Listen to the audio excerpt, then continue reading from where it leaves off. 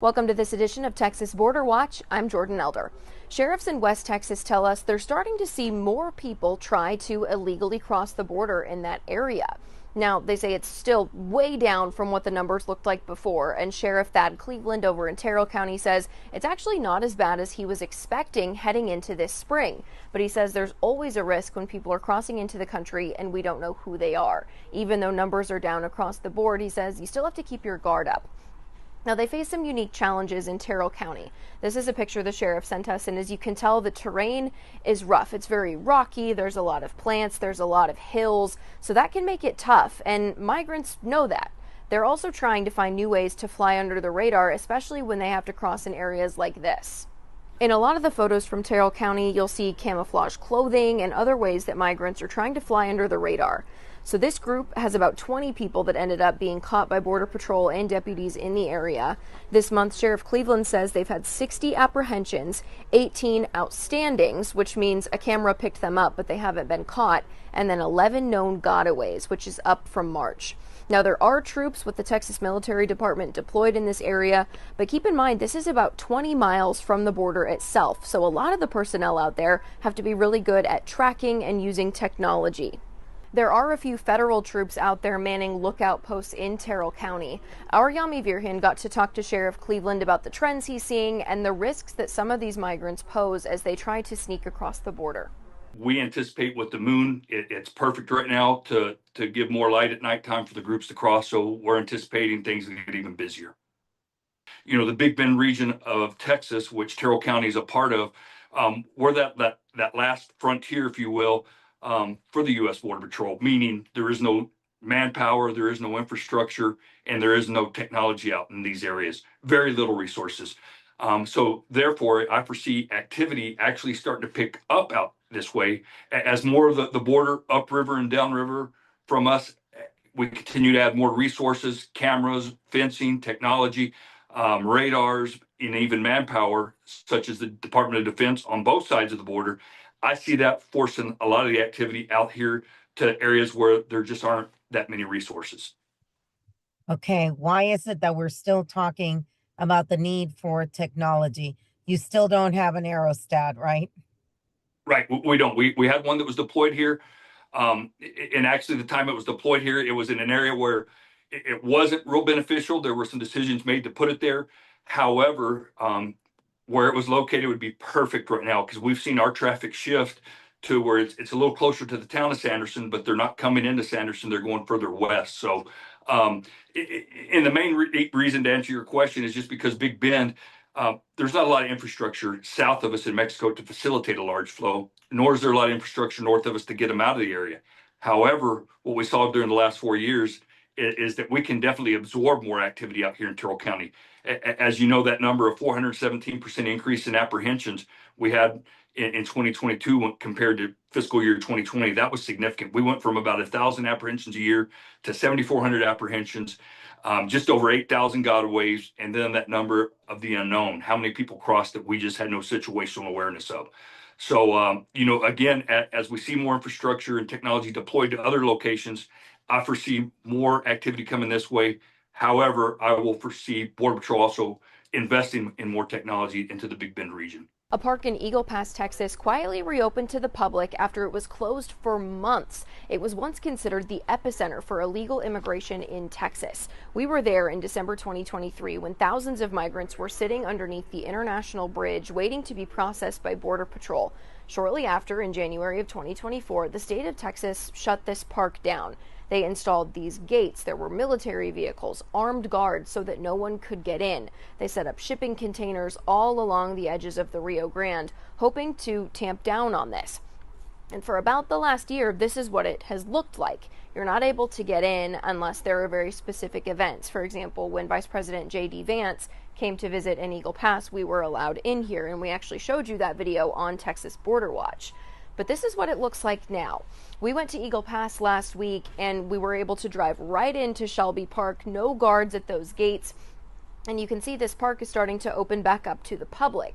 The state of Texas does have this row of shipping containers and a new fence at the back. They've kind of moved all of their operations closer to the Rio Grande. But the people of Eagle Pass can now get in and use these baseball fields, for example. We got to talk to some of the Eagle Pass residents and to the governor's office about what the reopening of this park will mean for them and what it says about immigration and its status in Texas right now. This has been the scene since January of 2024, when the state of Texas locked down this 2-mile section of borderland. When crossings started dropping, Governor Abbott set this as the guideline for when the park would reopen.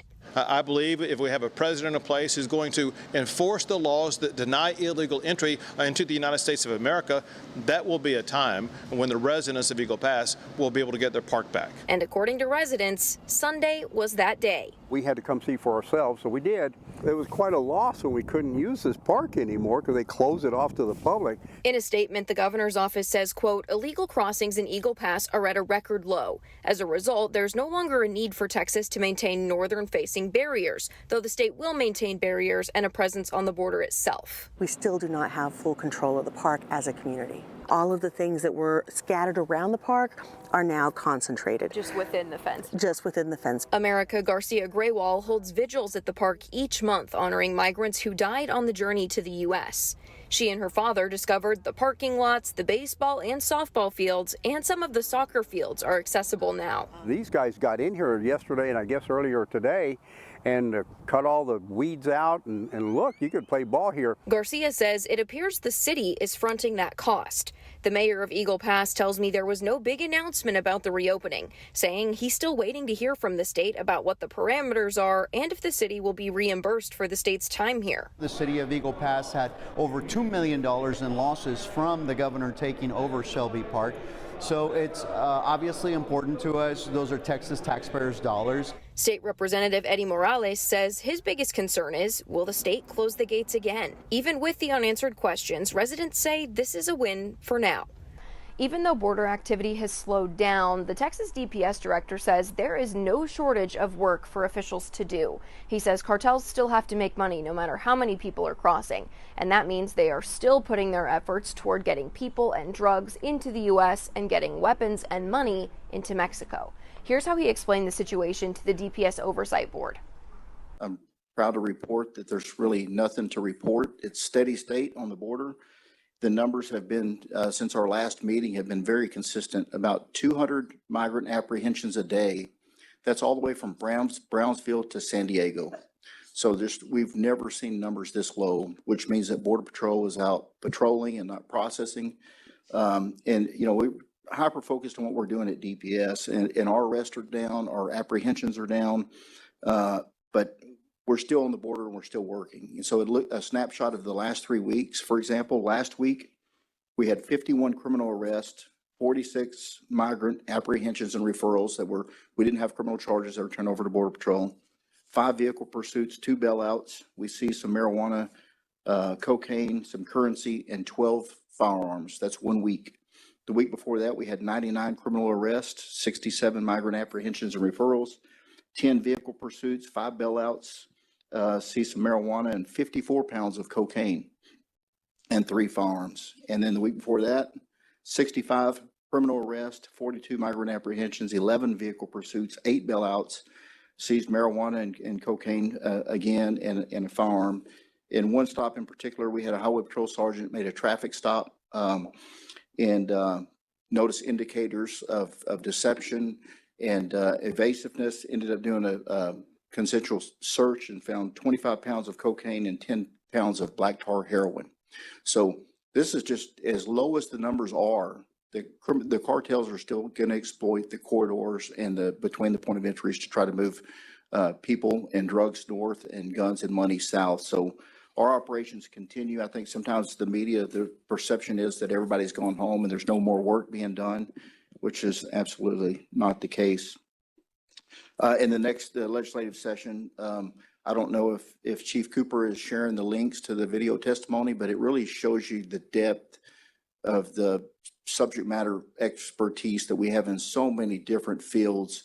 We were watching some this morning that's just super impressive. The subject matter experts are at DPS that are testifying on some of these bills that potentially determine, billions of dollars. And so we're really proud of where we're at in the session. It's early on. There's a lot of stuff that we're working on.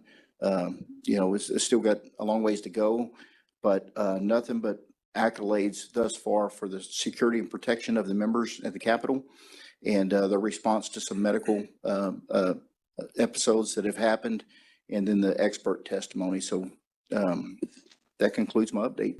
That's all for this week's Texas Border Watch. You can read more about any of these stories over on our websites, news4sanantonio.com or foxsanantonio.com.